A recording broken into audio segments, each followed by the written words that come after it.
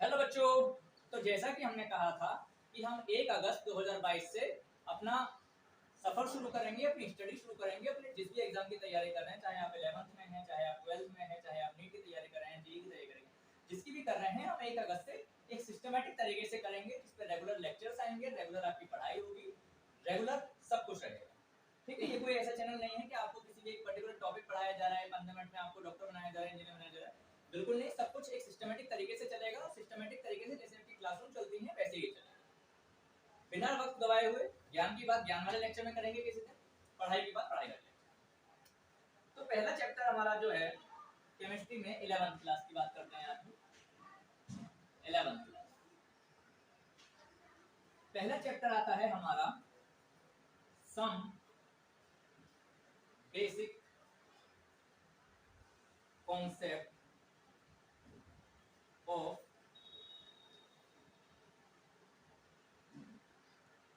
Chemistry. Hindi वाले बच्चों के लिए क्या कहते हैं इसको? रसायन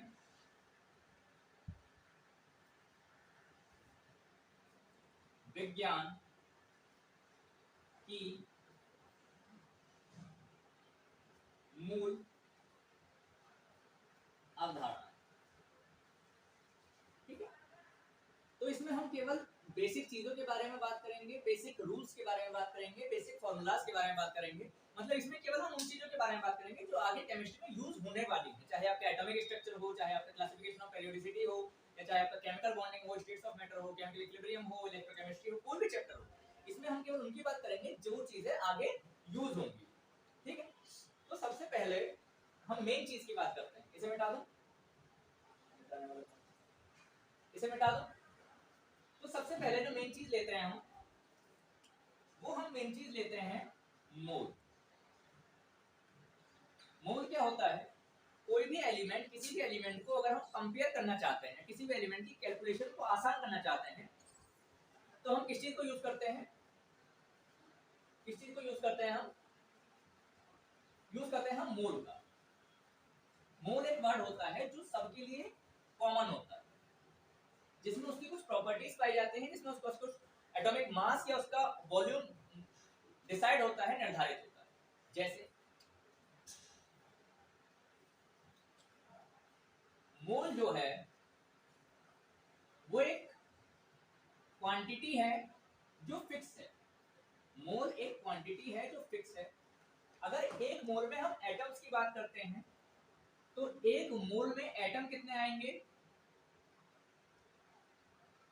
एटम आएंगे 6.02 इंटू 10 की पावर 23।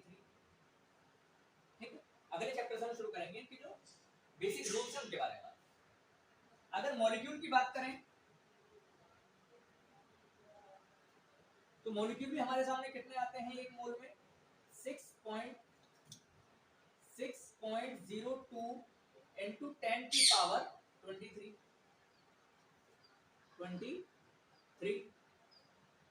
अगर इलेक्ट्रॉन की बात करें कि हमारे पास इलेक्ट्रॉन कितने हैं, तो वो भी कितने हैं हमारे पास? अगर एक मोल की बात करते हैं तो 6.02 इंटू 10 की पावर 23। मतलब केमिस्ट्री में या हमारे रियल लाइफ में या बायोलॉजी में कुछ भी चीज हो, कोई भी चीज हो, अगर एक मोल हमें दे रखा है, मोल ये वाला नहीं जो हमारे हाथ पे या कहीं पे भी तिल होता है वो वाला मोल नहीं, केमिस्ट्री वाला मोल। ठीक है, तो एक मोल का मतलब ये है कि उसमें हम एक फिक्स क्वांटिटी रखते हैं कि उसमें अगर एटम है, चाहे वो मॉलिक्यूल है, चाहे वो इलेक्ट्रॉन है, चाहे वो प्रोटॉन है, चाहे वो न्यूट्रॉन हो, कितने हैं? 6.02 इंटू 10 की पावर 23 है।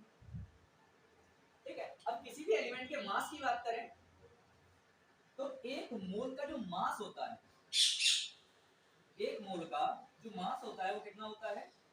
उसके एटॉमिक मास के बराबर। कितना होता है? एटॉमिक मास के बराबर। कितना होता है? Atomic mass. अगर वॉल्यूम की बात करें तो क्या रहेगा? एक मोल में अगर हम वॉल्यूम की बात करेंगे तो क्या रहेगा? वो रहेगा आपका फिक्स है 22.7 लीटर। 22.7 लीटर या 22.7 लीटर हमारे पास वॉल्यूम रहेगा। अगर किसी भी एलिमेंट के अगर हम मास की बात करते हैं, एक मोल में कितना मास आता है, तो उसके एटॉमिक मास के बराबर रहता है। अगर हम वॉल्यूम की बात करते हैं तो वो 22.7 लीटर रहता है, चाहे वो कोई भी गैस लो या कोई भी लिक्विड लो या कुछ भी लो, वो कितना रहता है? 7 लीटर। ठीक है, इतनी सी बात आई। एक मेन चीज और पढ़ लेते हैं कि पहले जो एटॉमिक मास की हम बात करते थे वो कंपेयर किया जाता था या बेस्ड होता था किस पर, तो इसे बता लो फिर अगले पेज पे।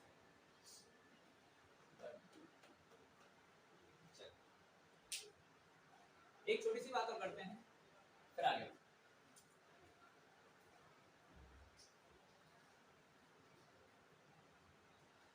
पहले जो हमारा एटॉमिक मास कंपेयर किया जाता था, पहले जो एटॉमिक मास था, और कुछ याद नहीं रखना है तो इसके बारे में बहुत लंबी चौड़ी थ्योरी नहीं है, सिर्फ इतनी सी बात याद रखनी है कि पहले जो एटॉमिक मास हम कंपेयर करते थे वो करते थे बेस्ड ऑन हाइड्रोजन। किस पे बेस होता था वो? हाइड्रोजन पर बेस होता था। हाइड्रोजन का मास कितना होता है? अगर हाइड्रोजन के मास की बात करें तो 1.008 1.008 होता है। अब इसी से कंपेयर में किया जाता था कि अगर ऑक्सीजन है तो वो उसकी हाइड्रोजन की कितने गुना है, या नाइट्रोजन है तो वो हाइड्रोजन के कितने गुना है, या कोई भी एलिमेंट है फास्फोरस है वो हाइड्रोजन के कितने गुना है। ठीक है, तो पहला का जो बेस था, पहले का जो एटॉमिक बेस था, एटॉमिक मास का जो बेस था वो हाइड्रोजन था। और प्रेजेंट में हम किसकी बात करते हैं? प्रेजेंट में हम बात करते हैं बेस्ड ऑन कार्बन 12 के 1/12 ऑफ कार्बन 12 या कार्बन 12। अब हम बात करते हैं कि कार्बन जो होता है हमारा उसके एटॉमिक मास के 1/12 का कितने गुना है। ठीक है, बात तो वही आएगी ना लगभग। अगर 12/12 करोगे तो भी लगभग 1 पॉइंट जो भी आएगा, क्योंकि इसका थोड़ा सा 12 से थोड़ा सा ज्यादा होगा तो 1 पॉइंट कुछ आएगा, जितना भी आएगा तो वो लगभग लगभग उतना ही है। लेकिन इसमें कुछ ना कुछ खराबी थी उस वक्त, तो हमने इसे बेस बना लिया। दो चीज मेन रखनी है। पहली बात कि मोल क्या होता है, मोल वर्ड आते हैं हमारे सामने, एक थ्योरी आनी चाहिए कि 6.02 × 10⁻23 यही डिजिट हमारे सामने आना चाहिए और कुछ नहीं आना चाहिए। कि एक मोल की अगर बात कर रहे हैं तो चाहे वो प्रोटॉन हो, चाहे प्रोटॉन हो, चाहे इलेक्ट्रॉन हो, कुछ भी हो, वो 6.02 × 10⁻23 रहेगा। दूसरी बात, एटॉमिक मास पहले हम किस पे बेस करते थे? हाइड्रोजन पर, जिसका मास होता है 1.008। अब जो बेस होता है वो होता है कार्बन 12 के 1/12 पार्ट पर। इतनी सी बात याद, ठीक है, इतनी सी बात करेंगे। अब इस चैप्टर, इस लेक्चर में हम केवल क्या बात करेंगे कि एटॉमिक मास निकाला कैसे जाता है, कैसे निकालते हैं, किसी कंपाउंड का एटॉमिक मास कैसे निकालते हैं। बहुत आसान होता है, आपको 10-15 करा देता हूं मैं, फिर अगले चैप्टर से, अगले लेक्चर से हम क्या शुरू करेंगे, रूल्स फॉलो करेंगे। जैसे हम लेते हैं NH4OH, नाइट्रोजन कितना होता है? 14। ठीक है, क्योंकि ये कितना होता है, 7N14 होता है ना। तो नाइट्रोजन 14, हाइड्रोजन कितने हैं? 1 2 3 4 और 5, यानी कि 5, क्योंकि हाइड्रोजन होता है 1H1 नॉर्मली वाला। जब उसके आइसोटोप की बात करेंगे, जब बाद में देखेंगे। ऑक्सीजन कितना होता है हमारा? 8O16, यानी कि 16। तो 14 5 19 और 6 25 और 10 35। तो NH4 लगभग कितना आता है हमारे पास? 35 आता है। इसका एटॉमिक मास जो आता है 35। यूनिट कौन सी रखते हो? क्योंकि कहीं ग्राम में, कहीं कुछ क्वेश्चन में ग्राम में रखी जाएगी, कुछ क्वेश्चन में AMU में रखी जाएगी, वो चीज एक अलग है। जो मेन होता है NH4OH का वो 35 होता है। दूसरा क्या है? H2SO4, नाम क्या है इसका? Sulphuric acid. अब देखो हाइड्रोजन कितने हैं इसमें? 2, यानी कि 1 × 2 प्लस S कितना है? S होता है हमारे पास 16S 32, यानी कि 32। O कितने हैं हमारे पास? 4 हैं। 8O16 होता है, यानी कि 4 × 16 2 32 16 चौका 64 64। कितना हो गया? 2 2 4 2 8 और ये 36 98। ये हो गया। अगला क्या है हमारे पास? Cu। Cu को हम क्या बोलते हैं? Carbon mono oxide, monoxide. ठीक है, कार्बन मोनोऑक्साइड या कार्बन मोनोऑक्साइड। कार्बन कितना होता है हमारे पास? 6C12। ऑक्सीजन कितना होता है? 8O16, यानी कि 12 + 16 कितना हो गया हमारे पास 28 हो गया। अगला क्या आता है NaCl। Na क्या होता है सोडियम होता है 23, सॉरी सोडियम होता है 11, 23, Cl होता है 17 और 35.5, 35.5। इसको क्या बोलते हैं हम सोडियम क्लोराइड। इसको आप जोड़ोगे 23 प्लस 35.5 कितना आ जाएगा आपका ये 58.5, 58.5। अगला क्या लेते हैं Na2CO3 ले लो। Na कितना होता है 11, Na23, C कितना होता है 6C12, ये कितना होता है 8O16। Na इसे क्या बोलते हैं हम सोडियम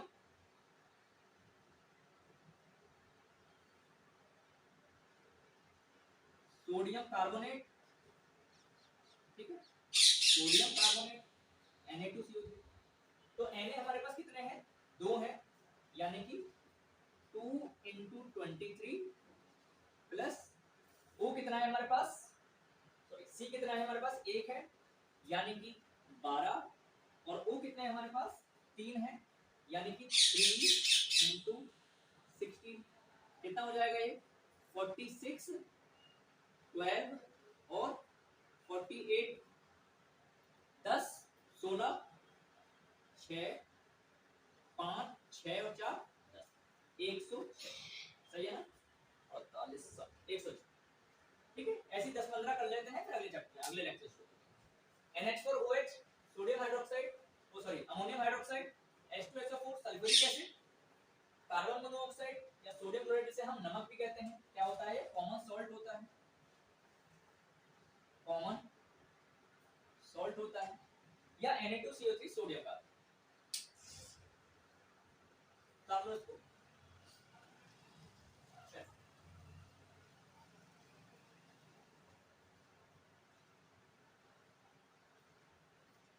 अब क्या आता है हमारे पास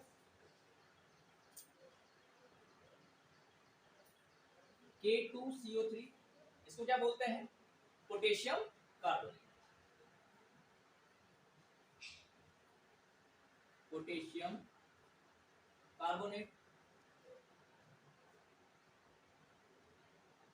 इसकी देखो K क्या होता है 19 और 39, C हमारे पास पता है हमको 6C12 और O हमारे पास पता है हमको 8O।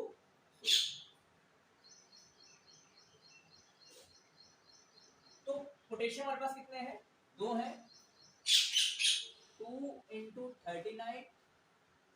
कार्बन हमारे पास कितना है 1 है 12, ऑक्सीजन हमारे पास कितने हैं 3 है, यानी कि 3 × 16, 9 2 18 का 8 1 कैरी 2 78 और 12 और 48, 16 और 2 18, एक कैरी 8 9 4 13, कितना आ गया 130।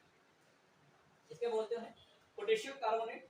अगला क्या आता है हमारे पास पोटेशियम आयोडाइड, पोटेशियम आयोडाइड आता है Ki, पोटेशियम आयोडाइड। इसमें क्या आता है ये आपका 39 और ये आपका 127, सीधा जोड़ दो 39 प्लस 127 कितना हो जाएगा 9 7 16, 1 कैरी 3 2 5 और 6 और 6 आ जाएगा potassium iodide.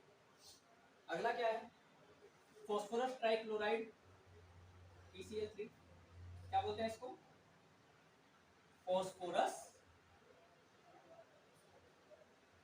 Try chloride, phosphorus trichloride बोलते हैं। फास्फोरस कितना होता है 15 और लगभग 30, लगभग 30.9 होता है ये 30.9, तो इसको हम लगभग क्या लिखते हैं 31। Cl हमको पता है कितना होता है 17 और 35.5, तो कितना हो जाएगा हमारे पास 31 प्लस 3 इंटू 35.5, तो 31 प्लस 3 5 15, 1 कैरी 3 5 15 160, 1 कैरी 3 3 9 1 10, एक के बाद पॉइंट 106.5, तो ये कितना हो जाएगा 137.5। पोटेशियम आयोडाइड हो गया, तो सॉरी फास्फोरस ट्राइक्लोराइड हो गया। अब ले लो MgCl2, Mg क्या होता है 12 और 24, ये कितना होता है 17Cl 35.5। Mg कितना है इसके, इससे क्या बोलते हैं मैग्नीशियम क्लोराइड। कहाँ क्लोराइड लगेगा, कहाँ क्लोराइड लगेगा, कहाँ क्लोरेट लगेगा, वो सब हम आगे बात करेंगे इनऑर्गेनिक में। अभी केवल नाम देख लो मैग्नीशियम क्लोराइड, क्योंकि अलग अलग नाम हो जाते हैं, दो ही एक ही कंपाउंड में दो ही एलिमेंट होंगे लेकिन उनका नाम अलग अलग हो जाएगा, उनकी प्रॉपर्टीज अलग अलग हो जाएंगी। किस तरह से अलग होती हैं, क्यों उनके नाम अलग होते हैं, वो सब हम आगे बात करेंगे। मैग्नीशियम क्लोराइड कितना हो गया 24 प्लस 2 इंटू 35.5, ये हमारा इसका हो गया 2 इंटू 35.5, तो ये आ गया 24 और ये आ गया आपका 71, ये आ गया आपका 95। ठीक है, पोटेशियम कार्बोनेट देख लिया हमने, पोटेशियम आयोडाइड देख लिया, फास्फोरस ट्राइक्लोराइड देख लिया, और मैग्नीशियम क्लोराइड, और 10-5 की बात कर लेते हैं फिर खत्म। ठीक है, कहाँ कार्बोनेट लगेगा, कहाँ आयोडेट लगेगा, या कहाँ आयोडाइड लगेगा, कहाँ आयोडाइट लगेगा, वो सब हम आगे बात करेंगे।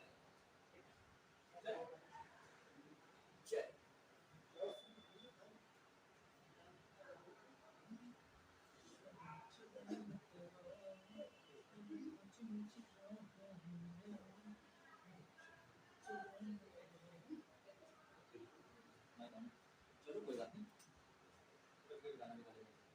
अब क्या लिखा हमारे पास C6H12। इसके कई नाम होते हैं, आप ग्लूकोज भी बोल सकते हो, इसको फ्रक्टोज भी बोल सकते हो, वो इसके अंदर के स्ट्रक्चर जब चेंज होता है उसके आधार पर इसके नाम भी चेंज होते हैं। क्यों होते हैं सब आगे। क्या है हमारे पास 6C12 1H1 8 हो 16, 6 इंटू 12 1 इंटू 12, ये ना 12 इंटू 1, ठीक है, कंफ्यूजन नहीं है। और ये कितने हैं 6 हैं, यानी कि 6 इंटू 60 कितना आएगा, ये आएगा 72 प्लस 12 प्लस 96, 6 तो 8 तो 10, 1 कैरी 10 11 18, आ गया 180। इस तरह से। और क्या आता है, एक लास्ट में देखेंगे बड़ा सा फॉर्मूला देखेंगे फिर खत्म। अब क्या आता है C6H5COOH, इसका नाम क्या है, बेंजोइक एसिड है। नाम कैसे रखा गया, क्यों रखा गया, सब आ गया, सब बात होगी, चिंता मत करो।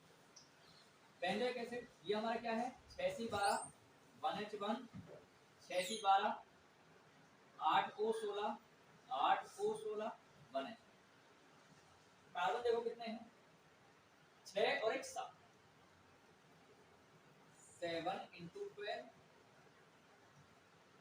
हाइड्रोजन कितने हैं 5 और 1 6, 6 इंटू 1। ऑक्सीजन कितने हैं 1 1, 2 इंटू 6, 2 इंटू 6, 12 सकते कितना होता है 84, 6 और 32, 90 और कितना आ गया ये 122। कैलकुलेशन देख लेना। बेंजोइक एसिड हो गया। अब क्या आता है अगला C2H5OH। जिस बच्चे को 10 मिनट या 15 मिनट के लेक्चर में समझ में आ गया है कि किस तरह से निकालते हैं, वो इसे आगे छोड़ सकते हैं, अपना टाइम यहाँ खराब ना करके 15 मिनट कहीं और यूटिलाइज करें, क्योंकि अभी इस लेक्चर में हम केवल इसी की बात करें। ठीक है, इस लेक्चर में हम केवल इसी की बात। अगर आपको समझ में आ गया है, शुरू के 4 कंपाउंड में समझ में आ गया है, तो छोड़ दो, कोई इशू नहीं है। ठीक है, नहीं आया समझ में तो आगे पढ़ते रहो, बहुत सारे कर कराएंगे। C2H5OH इसे क्या बोलते हैं? Ethyl L. देखो ये कौन है? 6C12 वाला है। 6C12 1H1 और 8O16 दो है। 2 × 16 2 × 12 कार्बन हो गए। हाइड्रोजन कितने हैं? 5 और 1 6। 6 × 1 और ऑक्सीजन कितना है? 1 है। 1 × 16 24 और 6 और 16 कितना आ जाएगा आपका? 46 आ गया। बोर्ड विजिबल है, मैं देखूं जरा। काफी अच्छा है, राइटिंग अच्छी हो जाए ना, सब कुछ अच्छा लगा। चलो उतार दो। बोर्ड सुंदर है, बस राइटिंग चल।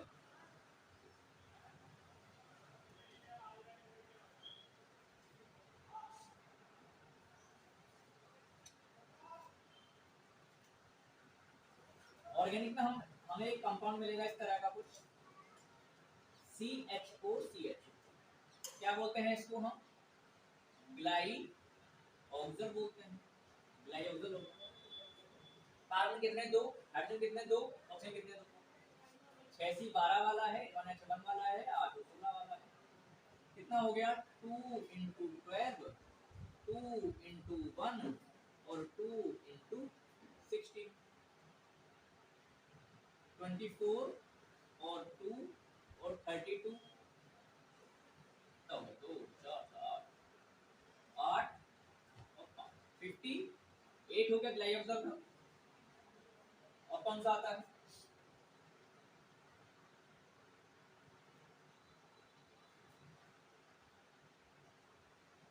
C3H7। क्या बोलते हैं इसको? प्रोपेन बोलते हैं। क्यों बोलते हैं प्रोपेन? क्यों इसका नाम रखा, सब आगे बात करेंगे। ये 6C12 वाला है, ये 1H1 वाला है। कितने हैं? 3 है, यानी कि 3 × 12 और हाइड्रोजन कितने हैं? 7 है, यानी कि 7 × 1 36 और 7 36 और 7 और 36 और 7 कितना हो गया? 43 हो गया। अब लेते हैं हम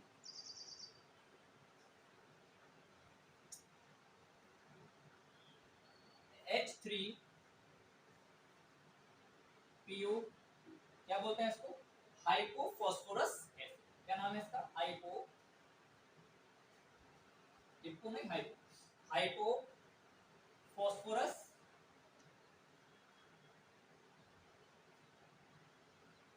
एसिड। ये 1H1 वाला है, ये 15-30 वाला है, 31 वाला है, 30 पर 9 रहता है भैया, 31 वाला है, और ये 8O16 वाला है। कितने हैं हाइड्रोजन? 3। एक बड़ा सा हाइड्रोजन 3 1, फास्फोरस 1 है, 1 × 31 और ये कितने हैं? 2 है, यानी कि 2 × 60 3 + 31 + 32 कितना हो गया? ये 35 और 31 यानी कि 66 आ गया। ठीक है, यहाँ तक हमने बात कर ली। एक बड़ा सा लेते हैं, लेक्चर को करते हैं। पहला करते हैं शुरू का अच्छा सा छोटा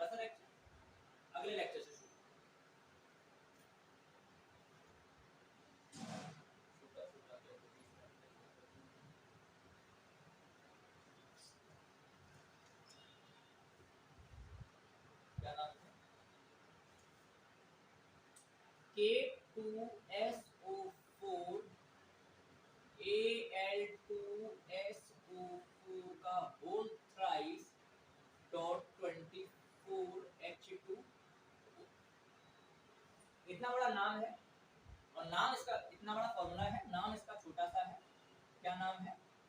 पोटाश एलम, या जो हम यूज करते हैं घर में फिटकरी, उसे उसका फॉर्मूला K2SO4.Al2SO4 का होल थ्राइस डॉट 24H।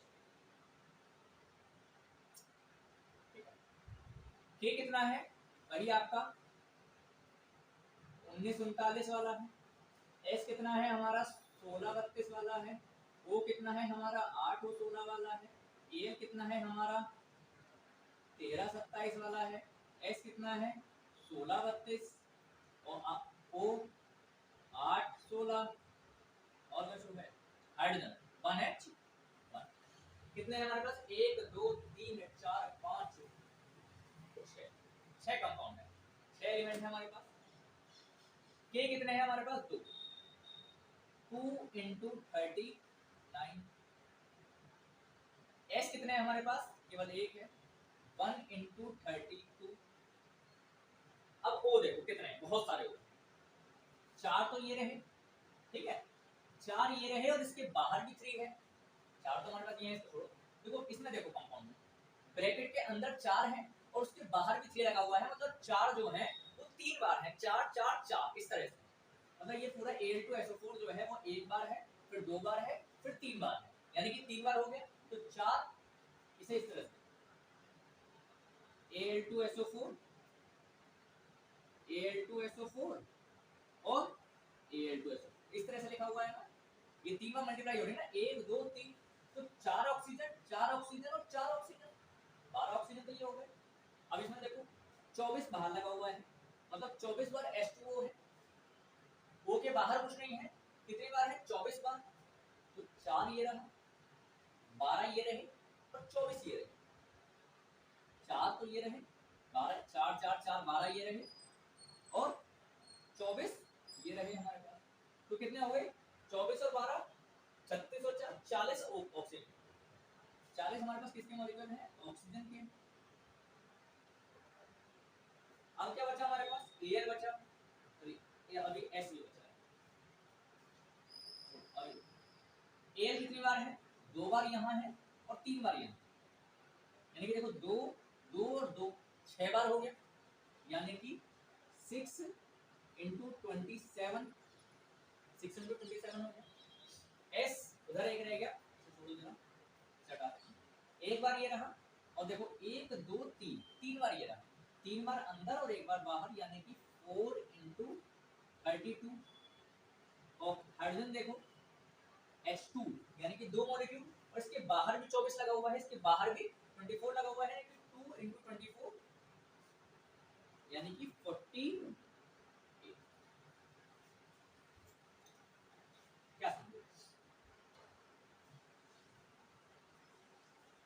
2 बार पोटेशियम, ठीक है, 4 बार 1 2 3 4 सल्फर, 40 बार हाइड्रोजन सॉरी ऑक्सीजन, 4 और 12 कितना हो गया? 4 और 12 16 और 24 ये रहे 24, यानी कि 40। 6 बार एल्युमिनियम, 2 बार यहाँ और 3 बार यहाँ, एल्युमिनियम एल्युमिनियम एल्युमिनियम, 6 बार एल्युमिनियम और 48 बार 24 दूनी 48 बार हाइड्रोजन। इसे सॉल्व करो, कितना आता है? 78। ये कितना करेंगे? 4 2 8 और 4 3 12, ये कितना हो जाएगा? 640 और ये कितना हो जाएगा? 6 7 42 और 6 12 और 4 16 और ये 48 48 हो गया। कितना हो जाएगा? 8 2 10 0 18 और 8 26 का 6 2 कैरी 6 2 और 4 6 6 12 4 16 18 और 7 25 2 कैरी इधर नहीं बचा 3 और 6 9 और और एक 10, 9 में 3, 9 और एक 10, यानी कि इसका लगभग कितना आता है 1056 आता है। कैलकुलेशन एक बार हो जाएगी। A2SO4 का होल थ्रेड तो 24H2 पोटासियम। ठीक है, यहां तक हमने बात कर ली किसकी, मोल के बारे में देख लिया।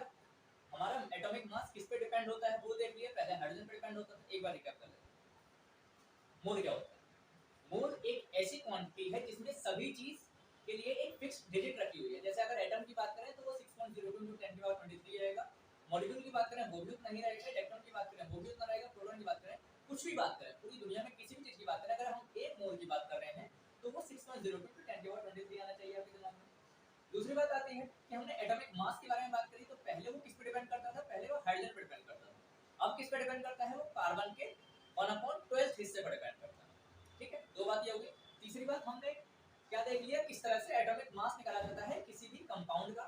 किसी भी कंपाउंड का एटॉमिक मास निकालने के लिए हमें पता होना चाहिए किसका, उसके अंदर जो कॉन्स्टिट्यूएंट है, उसके अंदर जो एलिमेंट है, उसके अंदर जो सब्स्टिट्यूएंट है, वो सब उन सब का अगर एटॉमिक मास हमें पता होगा तो हम पूरे कंपाउंड का एटॉमिक मास निकाल सकते हैं। ठीक है, तो अगले चैप्टर में हम बात करेंगे किसके, रूल्स के बारे में बात करेंगे। कितना लंबा लेक्चर जाएगा, 5 रूल।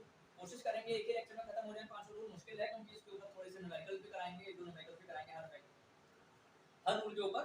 तो कोशिश करेंगे अगर एक में हो जाएगा मतलब 2 में कंप्लीट करा देंगे सारे रूल। ठीक है, तो इसे नोट कर लो, सिस्टमैटिक तरीके से पढ़ाई शुरू कर दो। खुश रहो, ऑल द